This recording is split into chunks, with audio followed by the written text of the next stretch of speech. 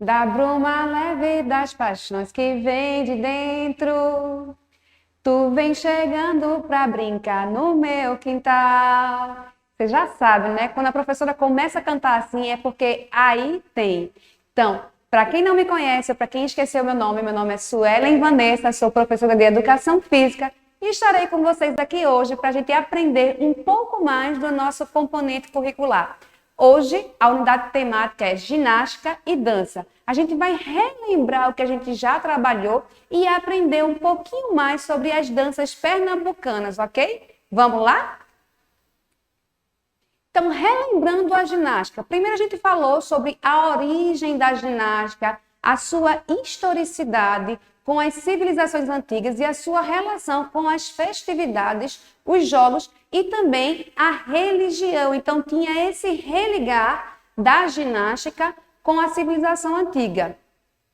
Maior destaque também na civilização antiga é para a Grécia, né? Onde houve o surgimento do ideal de beleza humana. E isso a gente também pode ver pela valorização da educação, da ginástica enquanto educação corporal em Atenas e preparação para a guerra em Esparta, né? Obras gregas estão espalhadas pelo mundo todo e a gente observa que tem aquele aspecto de corpo ideal. Então, o quanto a ginástica era valorizada naquela época. Uma das obras que estão espalhadas pelo mundo hoje, no país da Alemanha, é o discóbolo, né? Que é justamente aquela imagem que lembra justamente a imagem da educação física, que é um homem com um disco como quem vai lançar esse disco. É uma ação corporal intencional, ou seja, quem vai praticar a ginástica, ele não está praticando não intencionalmente ou sem querer. Ele está ali por um objetivo, seja para a questão da saúde, do lazer, da diversão. Então, ela é uma ação intencional. A gente também trabalhou as capacidades motoras condicionantes. Vocês lembram? Né? Eram 4 capacidades motoras condicionantes: força, resistência, flexibilidade e velocidade, onde força se dividia em 3, né? Força estática, força dinâmica e força de explosão. A gente mostrou nas imagens também. E caso vocês queiram relembrar, vocês podem voltar e revisitar o vídeo da aula anterior, tá? Há também a outra capacidade motora condicionante era a resistência, que tem a resistência aeróbia e a resistência anaeróbia. Aeróbia são exercícios que eu preciso do oxigênio como fonte de energia primária. E a anaeróbia são aqueles exercícios de curta duração, mas de alta intensidade normalmente, em que a pessoa não chega nem a respirar. Como, por exemplo, uma prova de corrida de 100 metros rasos. Às vezes é tão rápido, são aqueles 9, 10 segundos, que o atleta não chega nem a fazer nenhum tipo de respiração. A flexibilidade, que ela pode ser uma flexibilidade ativa. Lembra que é a flexibilidade que a sua articulação vai fazer. Então, eu coloco minha mão lá atrás das costas e isso é todo o ângulo da minha articulação do ombro ativamente. E passivamente é quando eu uso uma força externa. Ou uma pessoa vem, ou o meu outro membro ou vai lá e puxa o braço. Então, é a flexibilidade ativa e a flexibilidade passiva. E também a velocidade, que ela pode ser uma velocidade de deslocamento, uma velocidade onde a pessoa sai mais rápido de um canto para o outro, e aí, como exemplo, as provas de atletismo de corrida, e também a velocidade de reação. Lembra que eu dei o exemplo do goleiro? Quando o goleiro vai lá pegar a bola e o narrador fala, o reflexo dele foi muito bom. Isso não é reflexo. Por quê? Porque é uma capacidade motora condicionante, ela é treinável. Isso se chama velocidade de reação. Então, quando vocês estiverem assistindo jogo de futebol, lembra sempre que quando o goleiro foi lá e pegar de sopetão aquela bola, se chama velocidade de reação. E aí vocês podem observar a imagem que vai aparecer na tela, a caracterização de algumas modalidades competitivas da ginástica. A gente também separou a ginástica em modalidades competitivas e não competitivas. Então, na tela aparece para vocês as imagens de um tipo de modalidade de ginástica, que é a ginástica acrobática. E ela pode ser feita em trio ou em dupla, sendo feminino e masculino ou mista.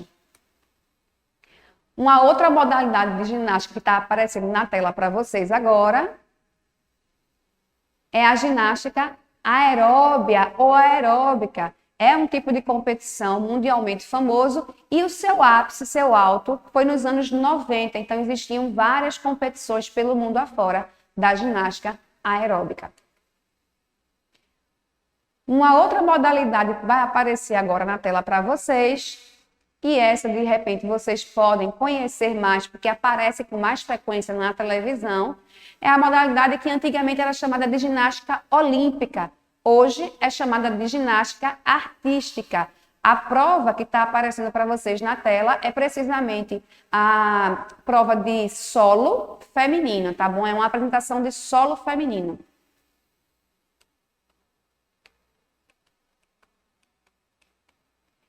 A próxima imagem que apareceu aí para vocês agora é a da ginástica rítmica, onde essa é uma modalidade exclusivamente praticada por mulheres no meio competitivo, tá? Não existem provas masculinas ou provas mistas, é somente femininas, e existem alguns implementos que são utilizados. Nesse momento, a imagem que aparece na tela para vocês é da prova com a bola.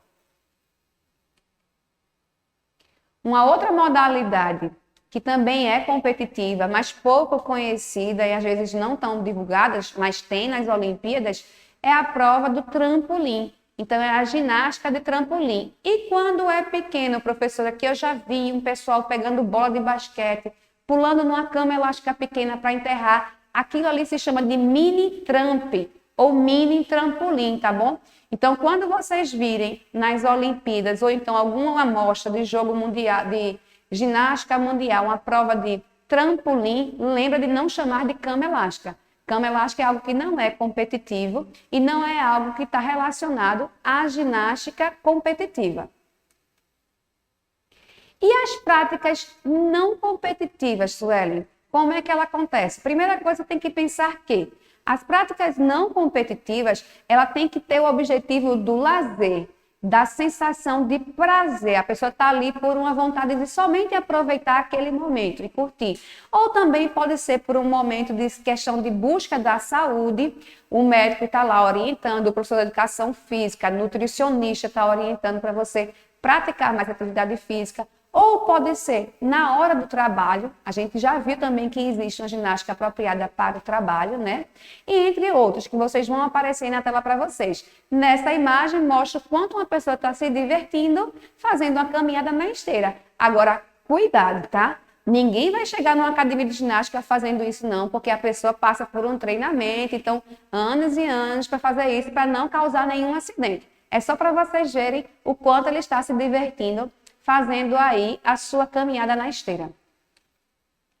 Então, a próxima imagem que aparece para vocês aí é justamente a que eu falei, da ginástica dentro do ambiente de trabalho. Então, se chama ginástica laboral, que ela pode acontecer em 3 momentos distintos. Ela pode acontecer antes da jornada de trabalho, no início do momento que a pessoa vai iniciar a sua jornada de trabalho.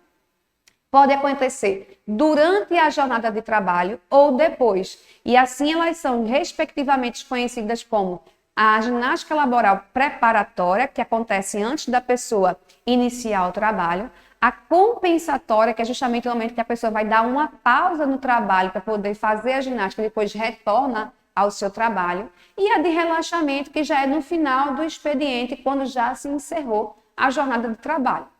A ginástica de academia, que a gente também considera a musculação, como também as danças, a ginástica localizada, a ginástica aeróbia. Então, tem vários produtos aí que se vendem dentro da ginástica, vários serviços que se prestam na academia de ginástica, que a gente considera pertencente à modalidade de ginástica de academia. A próxima imagem que aparece na tela para vocês aí é uma ginástica que a gente costuma muito ver em circo, né? Alguns chamam de ginástica circense, mas nesse caso a gente vê como contorcionismo. E a imagem que está aparecendo para vocês agora é uma imagem do Cirque du Soleil, uma apresentação do Cirque du Soleil, o circo talvez mais famoso do mundo.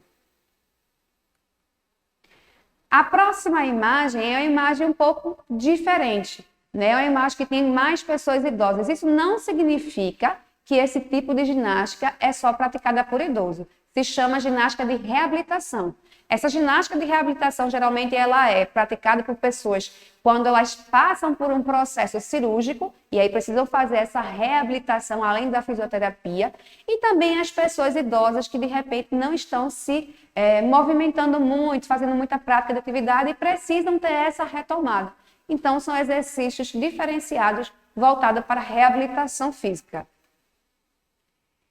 Na tela agora aparece para vocês aí mais duas imagens, que a gente também falou sobre a questão da ginástica geral, onde tem um festival internacional de ginástica geral e participam pessoas de ambos os gêneros, né, e de várias idades. Então, o importante na ginástica geral é que todos participem e que virem praticamente uma quase confraternização.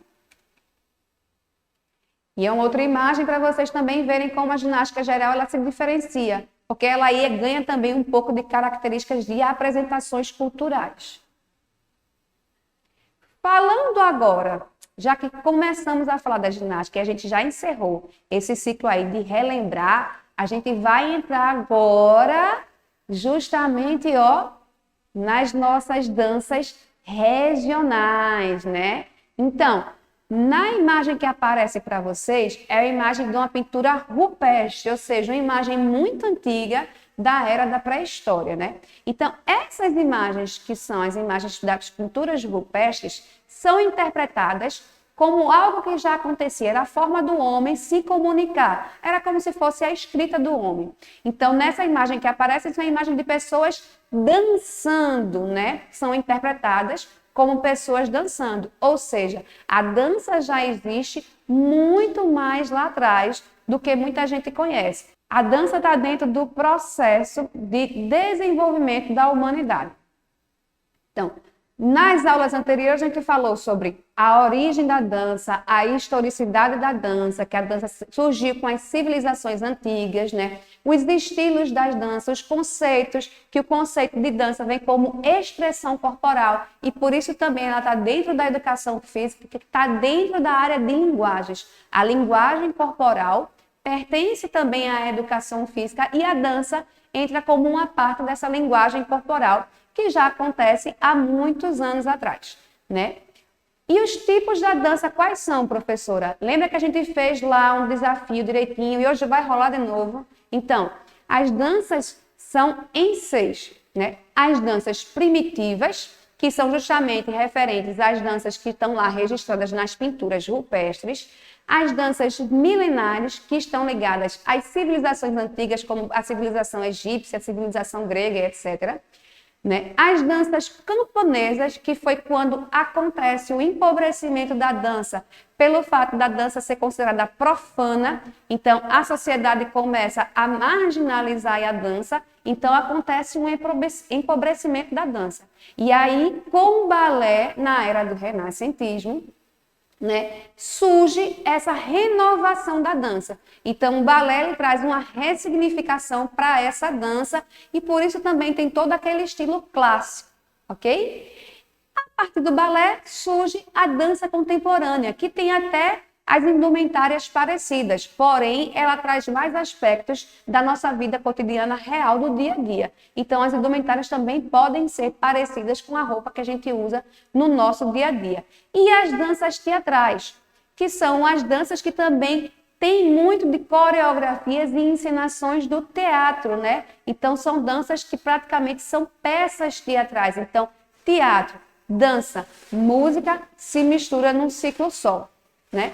Uma outra fala que nós tivemos foi justamente as danças folclóricas, né? Que foram danças do ciclo natalino. Lembra aquela musiquinha que eu cantei? Roma, Roma, quem aqui trouxer primeiro? Roma, Roma, uma pedra bem branquinha. Roma, Roma, quem achar naquela areia? Romaninha, Romaninha, conchas de alga marinha. Então, é justamente uma das músicas que é tratada no ciclo natalino. E lembra quando é que começa esse ciclo natalino? No dia 24 de dezembro, a gente está pertinho de começar esse ciclo natalino, e só acaba no dia 6 de janeiro, com a festa de Reis ou Reisado, como costumam conhecer por aí. E agora na tela para vocês a gente traz justamente uma das imagens que a gente trabalhou na aula passada, que foi justamente com a dança folclórica, né? A gente viu sobre o pastoril e rezado. Lembra que dança é essa? Ela é pastoril ou é rezado? Isso, é o pastoril que tem justamente os personagens, né? O cordão encarnado, que seria o cordão vermelho, e o cordão azul. E dentro dessas pastorinhas, tem justamente uma que ela se veste metade azul e metade vermelho. A próxima imagem, então, é a do reizado, que aparece na tela para vocês. E lembra que tem todo um aspecto cultural. E aqui em Pernambuco, uma das cidades que é muito conhecida justamente por vivenciar essa festa de reis é São Bento do Una, tá? Lá no Agreste de Pernambuco. E encerrando o ciclo natalino, a gente trouxe a curiosidade do baile do Menino Deus, né? Além do baile do Menino Deus, um dos personagens da nossa cultura, que é Silvério Pessoa, cantor nascido na cidade de Goiânia. Então, o baile do Menino Deus é apresentado anualmente, já há 32 anos. E lá também na aula anterior, caso você queira conhecer um pouco mais, a gente explicou um pouquinho mais sobre onde acontece o baile do Menino Deus, sobre qual é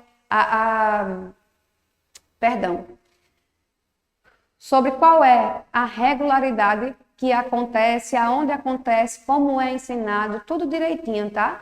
E a próxima imagem é justamente do cantor Silvério Pessoa, que é um dos participantes desse espetáculo, que é lindamente produzido também por pernambucanos. E agora que a gente já relembrou tudo que a gente aprendeu nas aulas anteriores relativos à ginástica e à dança, eu quero saber de vocês, nessa imagem que está aparecendo na tela, que tipo de dança seria essa? Tá fácil, né? Tá fácil porque representa, é uma característica do nosso estado, né? O estado é conhecido muito por essa dança. É o frevo. Frevo. A palavra frevo tem origem na palavra ferver. E o termo foi utilizado pela primeira vez em 1908 em um jornal chamado Pequeno, Jornal Pequeno, tá? Pode ser de ritmo frenético, o chamado frevo de rua, aos sons dos instrumentos de metais, são bem característicos ou mais cadenciados também, como pode ser o frevo de bloco ou o frevo de canção, que usa muito mais os instrumentos de pau e corda. Lembra daquela diferença quando toca a musiquinha, por exemplo, tananana, e o pessoal faz, já sai todo mundo pulando. Esse é o frevo de rua, que é o frevo mais cadenciado, mais frenético. E o frevo de bloco, lembra daquela música também que vocês devem conhecer, que é Queiram ou não queiram os juízes, o nosso bloco é de fato campeão. Então, existem vários blocos de frevo, né? E eles são considerados como também patrimônio da nossa cultura. E por aí também se encontram, né? Então, normalmente, na sexta-feira, antes do carnaval, existe um encontro de blocos lá na Rua da Aurora. Então, são músicas mais lentas e ele também traz um pouco do romantismo para as suas vestimentas, né? E a música lírica, né? O frevo lírico. Desde 2007, é considerado patrimônio cultural. Então, o frevo, ele é considerado patrimônio cultural imaterial da humanidade desde o ano de 2007. E agora na imagem que aparece para vocês, será que vocês conseguiriam identificar que tipo de dança é essa? A indumentária é parecida com outras danças do Brasil também, principalmente do norte, mas é uma dança também regional pernambucana. E se eu dançar batendo o pé? Sabe que dança é essa? É o coco.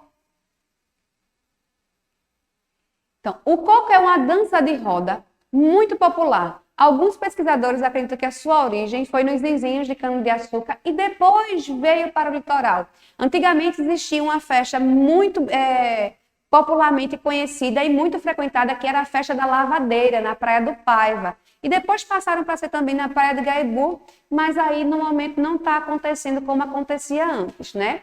No entanto, outras pessoas, outros historiadores acreditam que a origem do coco foi do canto das quebradeiras de coco durante a procura do fruto da mata e que só depois se transformou em ritmo dançado. Essa outra imagem que aparece aí para vocês na tela, vocês conseguiriam identificar? É uma dança, né? Não vale dizer que são minhas, tá? Porque a vestimenta, a indumentária, é óbvio que é a indumentária indígena. Mas muitas vezes as pessoas não sabem que tipo de dança é essa. É o caboclinho. Peraí, Suelen, mas eu acho que não é caboclinho, não. Caboclinho é uma que tem uma cabeça colorida. Não é, não. E a gente vai ver quais são as diferenças entre elas, tá? Então, o caboclinho é uma dança de matriz indígena e ele faz parte das danças folclóricas pernambucanas. Talvez o ritmo mais antigo do Brasil, pois o seu primeiro registro foi feito em 1584. A dança representa batalhas, caçadas e colheitas com músicas leves e ligeiras e soam ao som do reco-reco, do pífano e do ganzá. As coreografias, que são muito ricas, exigem também muita desenvoltura e agilidade, porque a pessoa se agacha, a pessoa sobe, tem a preaca, que é justamente o arco e flecha. Então, é algo muito frenético, que a pessoa tem que estar muito bem condicionada para poder estar dançando o caboclinho. Mas se você não consegue dançar, você pode assistir. Por quê? Porque no nosso carnaval existem os polos descentralizados e tem um polo especificamente que passa as agremiações de caboclinho. Agora sim! Olha a imagem que aparece para você na tela. É exatamente a imagem que você, de repente, poderia ter confundido com o caboclinho. É a imagem de uma outra dança. E essa dança tem dois estilos. Olhando para a imagem inferior do lado da sua tela, você consegue identificar que tipo de dança é essa? Pois eu digo, é a mesma dança da imagem que está no canto superior da tela. É o maracatu. Então, primeiramente, a gente precisa entender que existem dois estilos de maracatu. O maracatu de baque virado e o maracatu de baque solto. Ambos têm a sua matriz africana, mas possuem características distintas, onde a gente vai identificar melhor com as imagens a seguir. Então, fica atenta a essa imagem. Essa imagem seria do maracatu de baque virado ou do maracatu de baque solto? Baque virado, que é justamente o maracatu nação. O que diferencia? Primeiro que o maracatu de baque virado, ele tem instrumentos percussivos que no maracatu de baque solto não tem. Então, ele utiliza, olha só aí na tela para vocês, ele utiliza a alfaia, ele utiliza a caixa de guerra, que também pode ser chamada de tarol, ele utiliza o AB, né, que apesar de ter um G aí no meio, se pronuncia AB, que é como se fosse um chocalho feito da cabaça, né, com miçangas e uma rendinha. Ele também tem um gongue e também pode ser utilizado o agogô. E tem justamente o ganzá, né? E na imagem da tela que está aparecendo aí, à direita embaixo, vocês vão ver que tem os personagens justamente desse maracatu de baque virado, ou maracatu nação. E aí eu tenho personagens como o rei, a rainha, os vassalos e por aí vai. Então, ó, quando vocês virem essa imagem para vocês, ou pessoas no carnaval fantasiadas, lembra que isso não é caboclinho, isso é o caboclo de lança que faz parte do maracatu de baque solto, ou maracatu rural, que também é muito forte na zona da Mata de Pernambuco, né? São Lourenço da Mata, por exemplo, é uma das cidades que tem muito essa representatividade do maracatu de baque solto, ou maracatu rural. E aí uma curiosidade é que só participam homens, né? E eles mesmos são responsáveis por confeccionar as suas roupas, que são feitas de lantejoulas, né? E também de miçangas. Então, cada pessoa que vai participar do maracatu, e geralmente isso passa de geração em geração, né? São feitas por eles mesmos. Então, é chamado de caboclo de lança. E agora vem o nosso desafio, que vai aparecer na tela para vocês. Então, dá uma olhada na tela. Lembra do desafio da aula passada que a gente foi procurando os ritmos? Então, a gente vai procurar os tipos de danças antigas, né? E a gente vai procurar justamente as nossas danças pernambucanas. Então, procura na tela. Eu vou dar algumas dicas.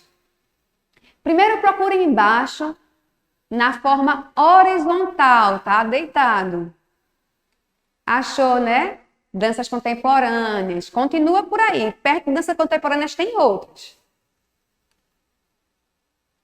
Isso, danças teatrais. Tem mais algumas. Vai procurando sempre na horizontal. Depois a gente parte para a vertical para ficar mais fácil. Isso mesmo, dança primitiva ou danças primitivas. Na vertical agora, danças milenares. Continua na vertical. Então, continua procurando. Isso, ainda vai aparecer na horizontal para vocês. Balé. E agora começam os desafios com as nossas danças pernambucanas. Vai lá. Frevo, isso mesmo, continua. Perto do frevo já tem outro tipo de dança. Aí, coco, saindo. Exatamente, o pastorio, que é justamente a dança do ciclo natalino. E pertinho, reizado. Tem mais uma. Vai lá, procura. O maracatu. Viu como é fácil? Então agora você já sabe quais são os tipos de danças, quais são as danças pernambucanas. Ainda tem mais danças que a gente não conseguiu abordar aqui. E aí quem tiver mais interesse, procura lá, tá? E aí surge a nossa sugestão de atividade, tá? Então, primeira coisa, você vai em seu caderno diferenciar a dança caboclinho, que a gente já colocou para vocês aí as características do caboclinho, da dança maracatu. Você pode levar em consideração a indumentária e que uma tem mais de um estilo, por exemplo, tá? E a segunda parte é a parte que a gente mais gosta. Prepara aquele lanche, prepara a pipoca, aquele pão que você gosta com queijo, ou então aquele biscoito, aquela bolachinha com doce, enfim, um lanchinho que você gostar. Você vai procurar nas plataformas de vídeo, né, um vídeo curtinho na realidade. Você sabia curiosidades sobre o frevo?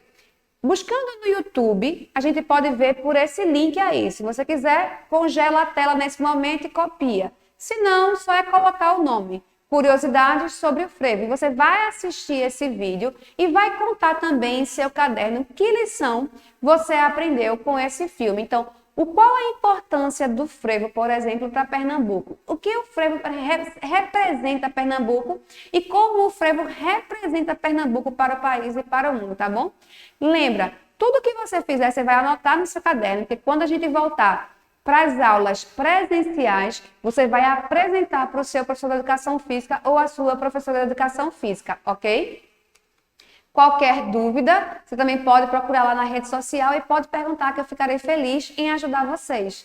Espero que tenham gostado da aula. Até a próxima!